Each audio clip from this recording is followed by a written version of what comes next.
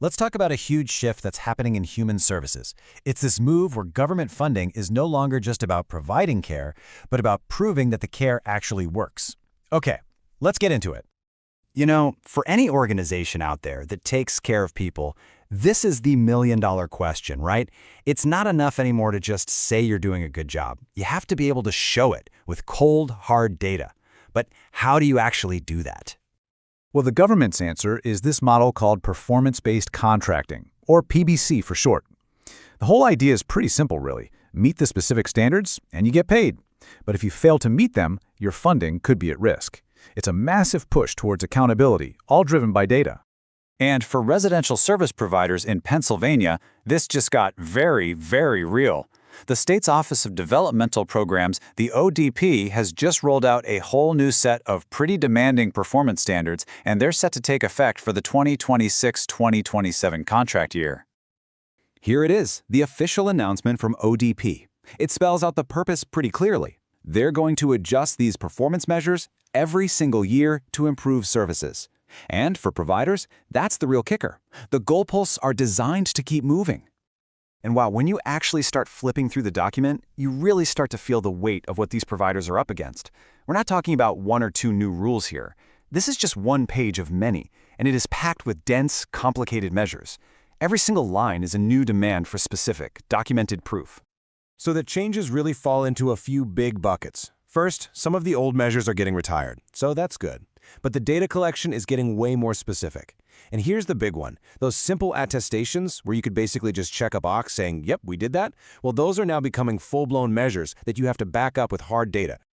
So what does this actually mean for the folks on the ground, the organizations doing the work? Well, it creates this massive data dilemma. I mean, how on earth do you track and report on all of this, all at the same time? This quote from a meeting with a service provider, it just says everything you need to know. You can almost hear the sigh in the room, can't you? There's this immediate shared understanding of just how big this challenge is. It's a lot.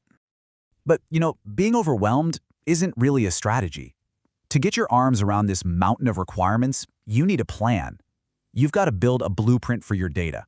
So, how do you even start? Well, the experts really recommend a super clear two-step process. First, you have to take every single one of those measures and deconstruct it. You can't just look at them as big ideas. You have to break them down into the exact little pieces of data you need. And second, you map out where every single one of those data points actually lives inside your organization. This is really where the rubber meets the road. A kind of vague goal like increase DSP credentialing gets broken down into a hard number, the exact percentage of credentialed staff. Timely incident finalization isn't just a concept, it's the percentage finalized within 30 days. This is what that deconstruction process looks like in action. And here's the thing. When you start mapping this all out, you almost always run into a huge challenge. Your data is everywhere. Your staff credentialing numbers might be over in your HR system, like Dayforce. The clinical ratios, they're in your electronic health record. Incident reports are in yet another system. And crucially, some stuff, like tracking remote technology, might still be done manually. Okay, so once you've mapped out this tangled web of data, how do you make any sense of it? You can't have people looking at a dozen different systems every single day. And that's exactly where the idea of a performance dashboard comes into play. The whole goal here is to transform that data chaos, all those different systems, spreadsheets, and manual files, and bring it all together into one single, crystal clear picture of how you're doing. A really good performance dashboard has a super simple purpose. It pulls every single metric into one spot.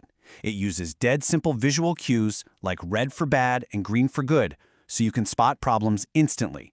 And it's all designed to help leadership answer one simple but absolutely vital question. And what's that question? Are we winning or losing the game? I mean, I just love this analogy. Leaders don't have time to dig through endless spreadsheets. They just need to know in 5 seconds or less where they need to put their attention right now. And here, this is what it looks like in practice. It takes all those little metrics we deconstructed and pulls them into one clean view. You can see your actual performance right next to the state's target.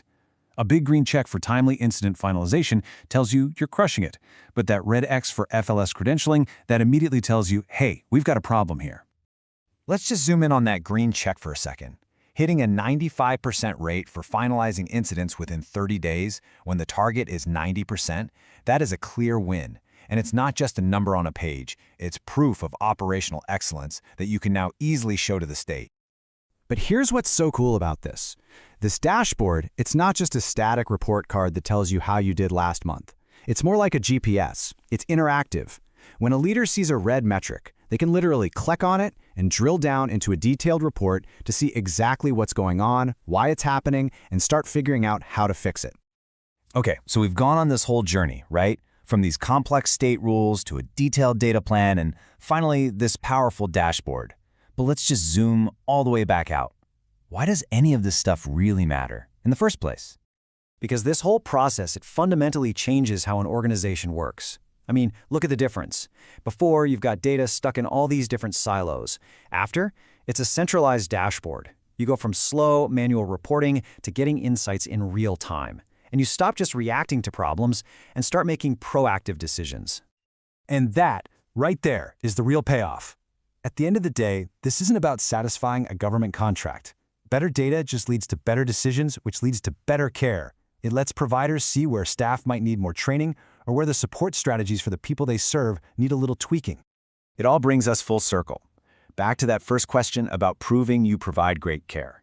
This whole thing, from dense regulations all the way to dashboards, it's about creating a system that is constantly pushing everyone to be better.